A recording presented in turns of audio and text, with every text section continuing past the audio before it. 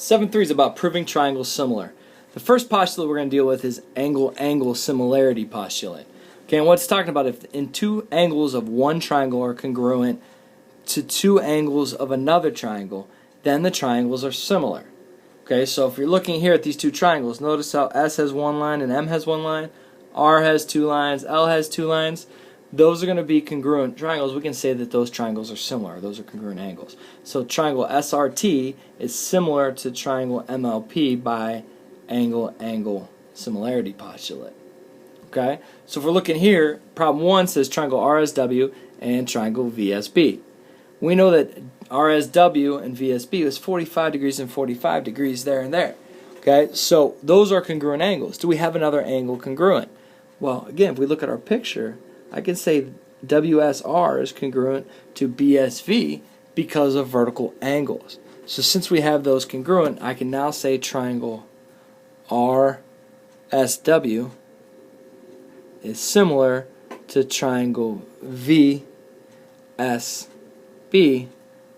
by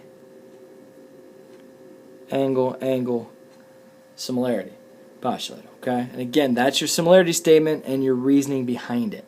Okay, let's talk about JKL and PQR. We've got 30, we've got 70, and we've got 70 here. So we've got 70 and 70. Well, again, 180 degrees in a triangle means angle K has got to be 80 degrees. Okay, since that's 80 degrees, it doesn't match angle Q at 85 degrees, so these are not similar.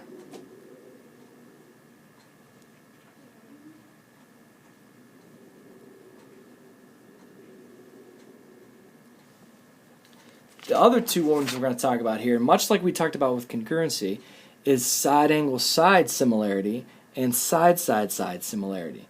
So again, the key here is the angles between the side. So notice how BA is to RQ and AC is proportional to QS, and notice the angle between there, A and Q. It's included, so I can use side-angle-side. Down here, I've got all three sides proportional, which gives me side-side-side similarity theorem. Problem 2, verifying triangle similarity. Now, as you can tell, we've got no angles anywhere. So we've got to see what we can do here. And let's match up accordingly. Well, SU looks to be along one or maybe the hypotenuse if it were a right angle or right triangle, I'm sorry. So SU, which is 10, is going to be proportional to 15. Does that equal, well, 6 is the smallest and 9 is the smallest, so that's going to be there. Is that going to equal 6 over 9? Or does that equal 6 over 9? Does that equal, now what's the next one? We've got 8 and 12. 8 over 12. Well, again, are they equal to each other? Well, just, again, punch them in and see if we reduce. 10 over 15, obviously divided by 5. That gives me 2 over 3. Does that equal 6 and 9? I can pull 3 out above. Yeah, there we go. That reduces to 2/3. And 8 over 12 also reduces to 2/3. So therefore, we can say triangle STU is similar to triangle XVW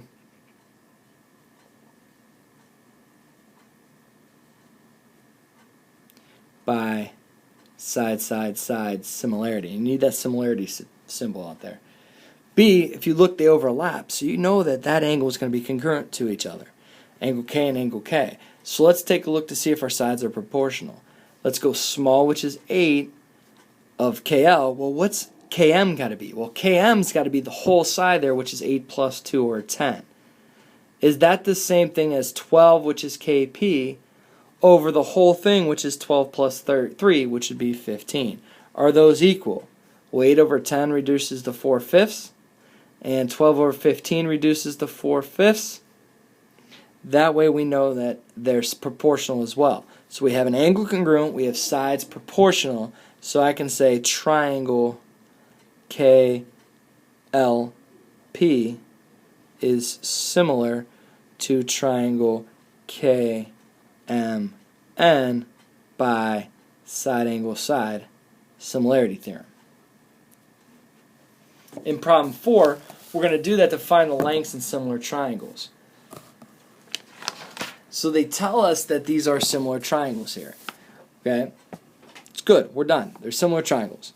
And we can also say by angle because we got the right angle there, and we've got said that those angles are congruent. So they're similar by angle. So we know that since they're similar, that the sides are going to be proportional. So 5.5 matches with what? Well, that's going straight up and down off the right angle, matches up with x, so let's put it over top it. 5.5 over x equals, well, let's say we went small to big, so let's stay consistent. 6 over big, which is 34. And now it's just cross multiply. 6 times x is 6x. 5.5 times 34 is 187. Let's divide by 6. I get x is about 31.2. So the cliff is going to be approximately 31 feet high, or 31.2. It's either one's fine with me. I don't think it says round, so we're good to go.